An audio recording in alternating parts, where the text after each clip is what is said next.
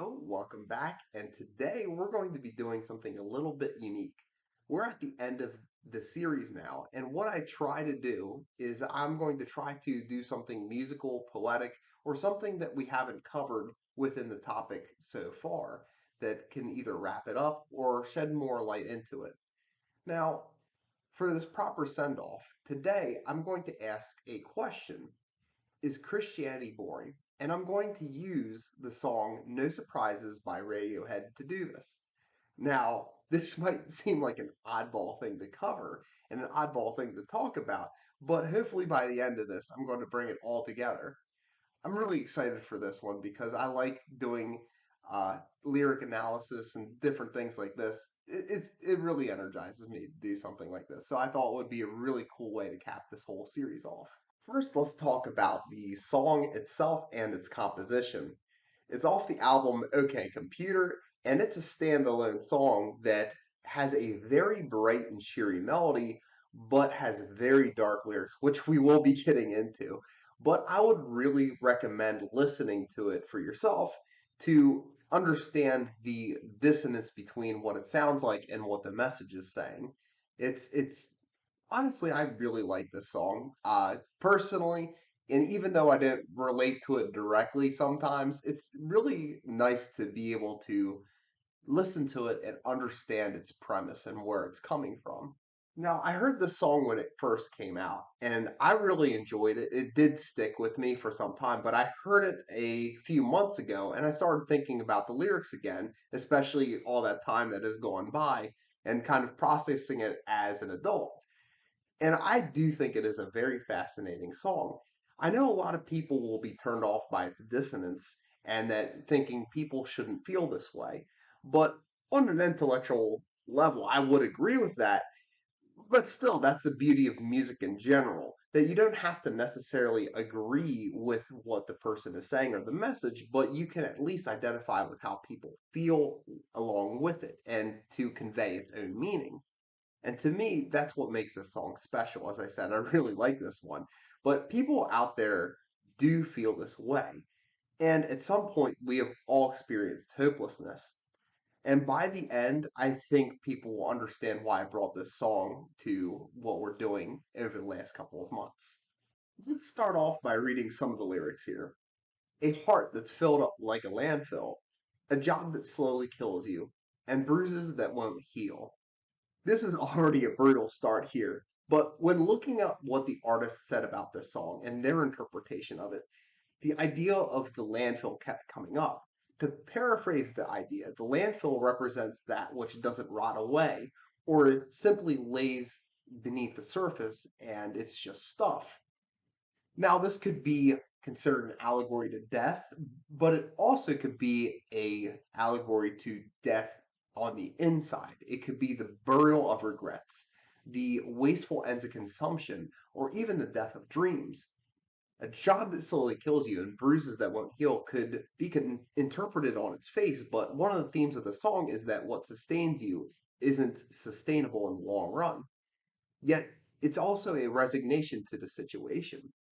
However, my own personal interpretation of this line takes it a little bit further. In our society, people don't rest, but they don't necessarily focus on work either. We keep going through the motions in such a way to attempt to endure what we go through to the best of our abilities, but it's just not enough. There's an element of life that we don't have, such that we could describe as a God shaped hole, but regardless, we remain unfulfilled. It may not necessarily be physical pain and affliction, but a spiritual pain or a pain of the soul. I'm going to read off the next bit here. You look so tired, unhappy. Bring down the government. They don't speak for us. This was written over 20 years ago, but doesn't this describe how pretty much everybody feels the last 2, 3 years of turmoil politically? But in the context of the song, it's the hopelessness of not being in control and knowing it. And I'm going to go out on a limb on my own personal interpretation of the song, which looks at the government as the highest authority on earth. And even though they didn't speak for us, it's the attempt of the people to shift the blame away from themselves and towards that which they can't control in an attempt to even act in a little bit of resistance, as in bringing down the government and saying that that's what they want to do, but still going through with emotions and saying that the unhappiness is against the system rather than the actions that led towards their vague unhappiness. The next part says, I'll take a quiet life, a handshake of carbon monoxide. So for this part here, there's so many different directions I could have went in here. So I really needed to narrow this because, especially for what we're doing here and the sake of time, I thought it would really only be worth interpreting in a specific direction here.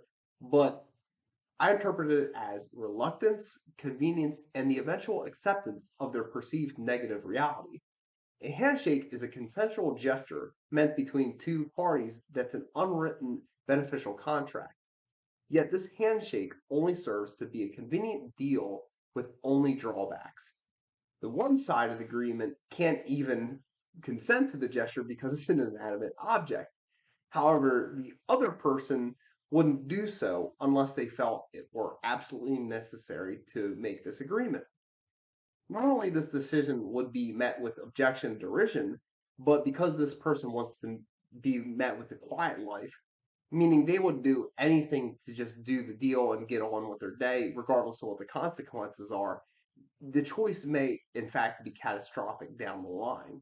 This all leads to the chorus with no alarms and no surprises, no alarms and no surprises, silent, silent. I'll also add in the rest of the song here because there's not much else to it. This is my final fit, my final bellyache. Such a pretty house and such a pretty garden. This person recognizes the underlying realities of the world, and instead of choosing to confront them, they want to live an unexamined life where they don't have to confront the problems of the world. So you might be asking yourself, why would I choose this song to bookend this series? But let's return to the question that I asked towards the very beginning. Is Christianity boring? I choose a song that is very critical of the boring, unexamined life. This is the life without a compass or a map. We see here that life avoids the surprises, and yet he's very subservient to his own ignorance. The life of upset and strife that has no control or grace. That is the boring life. Now, while this song seems to be very neutral in its ideological approach, we can't tell what this person specifically believes, but the tendency is that this person seems to have an absence of belief, that he's an open book with nothing written on it. However, there is a lot of media out there, a lot of songs, and even a lot of books that tends to project Christianity into this position. Christian life is the one that is unexamined, according to this, and that faith itself is a blind map with no compass. Christians desire comfort above all else, and we lull ourselves into a false sense of security, falsely attributing everything to God, all our victories to God, even, while being subservient to that which doesn't exist. The subservience leads Christians to live a life that avoids all forms of fun. This is the projection that a lot of people believe in. However, if we've talked about anything over the last couple of months, it is attacking this idea that Christianity is the boring life. Let's start at the very beginning. We love God with all our heart, soul, strength, and mind, and we love the neighbor as the self. The easy thing to do would be to reject this outright. It's establishing a parameter to which we find the correct way to act. This is our map. This is our compass. By denying the self, picking up the cross, and following Jesus, we follow in his footsteps wherever he leads us. I think the best example for this is how pretty much anybody within the vocation of ministry just has a story relating to this. There's a story of our plan, how we thought things were going to go. We thought we were going to get from point A to point B without any detour and with us in the driver's seat and us in control. But How does God work in such a way that makes sure that we know that He is in control? It almost seems to be a universal with pretty much everyone that I have talked to about this, that we can see God working in real time, working for us and working with us, despite our kicking and dragging and not going along with this plan at first. But sometimes we do escape the bonds of slavery, only to find ourselves in the wilderness. Sometimes this leads us to witness both resurrection and persecution. And sometimes this causes us to find meaning in the suffering, but it is not easy. It is not safe, but it is definitely not boring. So, the boring life is essentially the reverse of what we talked about in the first week, the fear that we were meant to do something, but that we didn't do it.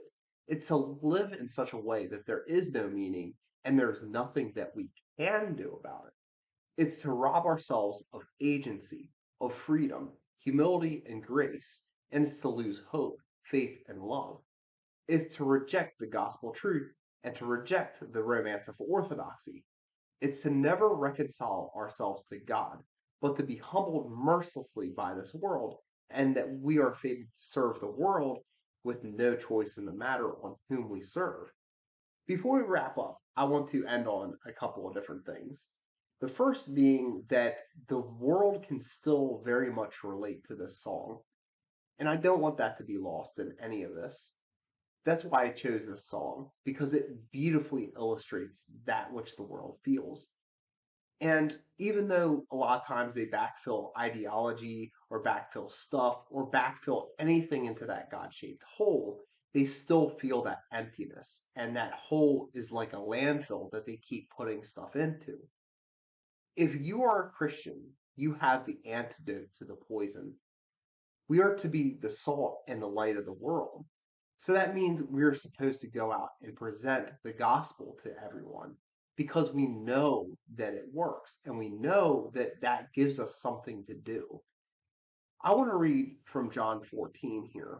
Don't let your heart be troubled. Believe in God, believe also in me. In my Father's house there are many rooms. If it were not so, would I have told you that I am going to prepare a place for you? If I go away and prepare a place for you, I will come again and take you to myself, so that where I am, you may be also. You know the way to where I'm going. Lord, Thomas said, we don't know where you're going. Can we know the way? Jesus told him, I am the way, the truth, and the life. No one comes to the Father except through me. If you know me, you will also know my Father. From now on, you will know him and have seen him. Even though the world is not at peace, we as Christians are at peace because we know that Jesus is the answer. Jesus is the way, Jesus is the truth, and Jesus is the life. And this is going to be what we're going to be doing next time and in the next series is we're going to base it off of Jesus being the answer. We are going to look at different ideological strongholds and even some attacks from within the church before we get into what Jesus is as the way, the truth, and the life. But I think an articulation of what the world is thinking and what the world is seeing versus what we are seeing, that's a series that really interests me, and I'm really excited to deep dive into it. So until next time, God bless and stay salty.